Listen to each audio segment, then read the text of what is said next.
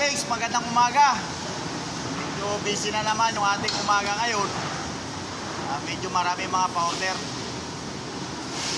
Kita nyo naman siguro at lumalabas yung muscle ni Pili ni ano. Iikot yung ating patungan ng coil. Yung ating pa-order ngayon. Yan.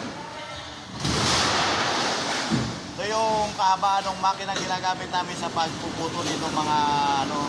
Tandaan nyo, hindi ako may-ari nito ha. Empleyado lang tayo rito.